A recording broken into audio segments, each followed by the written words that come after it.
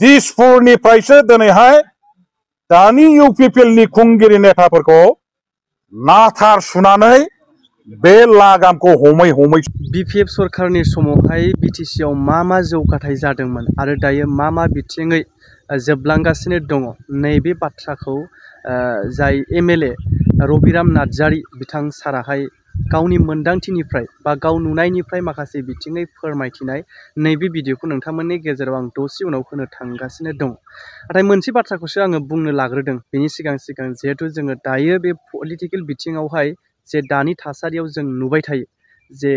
बिपिएफनि 17 बोसोर आरो लोगोसे इउपिपिएलनि 5 बोसोर बेखौ लानानै गावजों गाव गुद्दा गुद्दि जोंसो 5 बोसोराव बांसिन मावनो हाबाय बिसोरनि 17 बोसोरनिफ्राय बा बिसोर 5 बोसोराव जेबो मावनो हायाखै जे जोंनि 17 बोसोरनिखौ नायहर नैबेबायदि बाथ्रा ओंखारलायबाय थानायखौ जोङो नुबाय थानो मोनदों। दा बिनि सायावहाय आंनि मोनदांथिनिफ्राय आं फंनैसोल' बाथ्रा बुंगोन बिनि सायाव जायो जाया नोंथांमोनाबो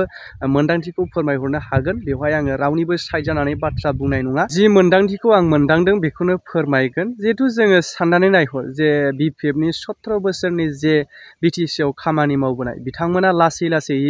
बोसोरसेयाव लासै खामानि मावदोंब्लाबो गासै 17 बोसोर बिथांमोननि जे सासन खुंबोनाय बिटिसिआव बिथांमोना माखासेखिनि मावबोनाय जि खामानिफोरखौ नायोब्ला माने दा नैबे समसिमाव आरोखि दा नैबे 5 बोसोरावहायथ'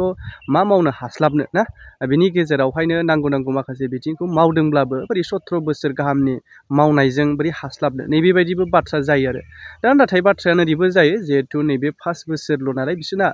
बिनि गेजेरावहाय आरोबाव फिन सरकार दाफिनबावोब्ला बैबायदिनो जिहेतु बिपिएफ सरकारनि बायदिनो बिथांमोनाबो जिहेतु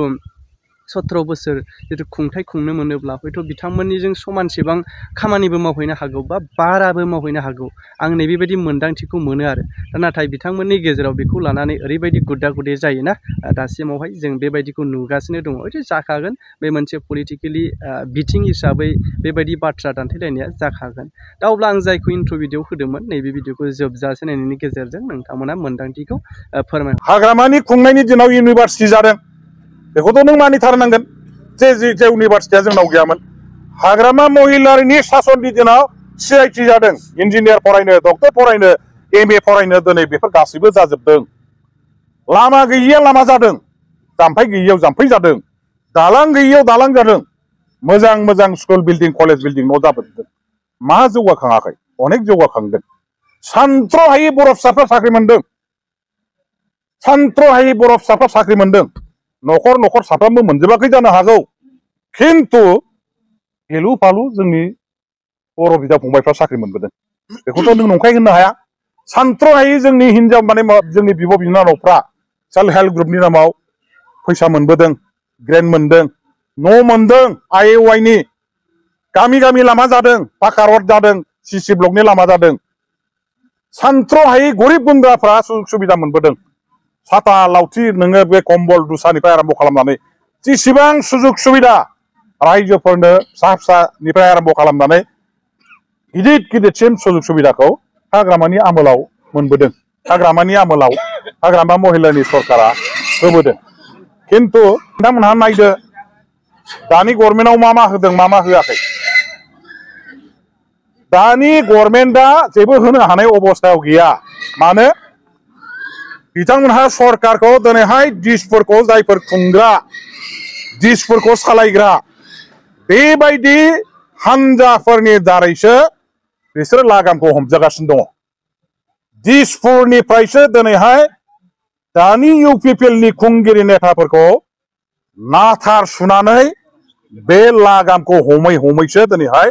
बिथांमोनहा सालायजागासिनो दं। जेबो मावनो हाया बिसोरो। माबा मोनसे जुदि नोंनि हारिनि नोंनि ओनसोलनि खामानि मावनो नागिरोबा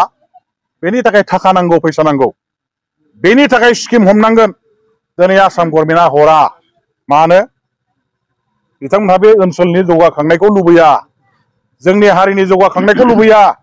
आइफोर आफा रायजो राजाफोरनि रांखान्थि हालोदा मोजां जानायखौ लुबैया जोंनि जायगानि बिदा फंबायफ्रा गोरों गोरा जानायखौ लुबैया। दा बे खार'नाव आसाम गभर्नमेन्टआ प्रमद बर'नि दिनै दैदेननाय इउपिपिएल हानजाखौ सरकाराव नाम मात्रल' फज'नानै दोनदों। जेबो खामानि मावनो हाया बिसोर मावनो हायाखै बे जों बुंनाय नङा। आइ आफा रायजो राजाफ्रा गामि नोंथांमोनहानो बयबो दिनैहाय मा लेखा गोरों मा लेखा रोङै मा साख्रि मावनाय मा साख्रि मावै हाल खदाल मावनानै जानायनिफ्राय आरम्भ खालामनानै दिनै हाजिरा मुजिरा रिक्सावला थेलावला गारियावला जेसेबां थाखोनि मानसिफोर दं बिथांमोनहा बयबो रायलायो दा जे गोदो हाग्रामा महिलारिनि आमोलाव गासैबो जिनिसा रम रमिया बिराद मोजाङै सोलिबोदोंमोन बयनिबो आखाइ आखाइ फैसा थाखा दंमोन बयनिबो स्पि स्पि फैसा दंमोन न'खर न'खर बाइक दंमोन न'खर न'खर गारि बायनानै लानो हानाय जादों गामि गामि मोजां मोजां न' बां लुदों मानसिफोर टाउन सहराव थांनानै हा बायनानै मोजां मोजां बिल्डिं दालान लुदों फिसाफोरखौ इंलिस मिडियाम फोरोंहोनो हादों मोजां मोजां माने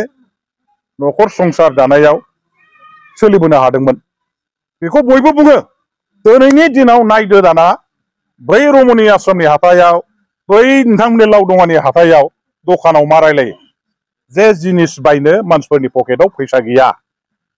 बायग्राया गैयाबा फानग्राया सानसे थाल्ला जगथाबनानै फाननो नागिरबाबो एसेल' जिनिसखौबाबो फाननो हानाय नङा गोदो होनोमोन गोदो हाग्रामानि आमोलाव मानसिफ्रा 5 केजि 10 केजि अमा बेदर बायोमोन सानसेयाव 10ता गाहाम अमा जोबोमोन लावदङायाव रमणी आश्रमाव दा दिनै हाग्रामानि माबा सरकार गैला नालाय प्रमद बर'नि सरकारनि आमोलाव ससेबाबो बेखौ फाननोनो हाला मानसिफ्रा जेराव 5 केजि बायोमोन दा 1 केजि बायग्रा मानसिया ओंखारला बेबायदि रायलायनाया अनेक हाथाय बाजाराव सोलियो मानो बेफार बानिज्य खालामग्राफ्रा बुङो हाथायाव फैसा गैला मानसिफोरनि पकेटाव फैसा गैला जिनिसफ्रा फाननाय बाननाया जाला आगोलाव जेरैबायदि फाननाय बायनाया जासोगारोमोन बायख्रुब बायख्राब फानख्रुब फानख्राब हाथाय बाजारा मोजाङै रम रमिया सोलियोमोन दिनैनि दिनाव दा गैला मानो गैला जे मानसिफोरनि फिसायाव न'खराव फैसा गैला माबोरै फैसा थागोन जुदि नोंथांनि फिसाफ्रा दिनै माने खामानि मावनो हानाय मानसिफ्रा साख्रिबो मोनलाबा बेथन मोनला फैसा गैला माजों बायगोन साख्रि मोनाखसै गामियाव एमजेनरेगानि खामानि पिडब्लिउडिनि खामानि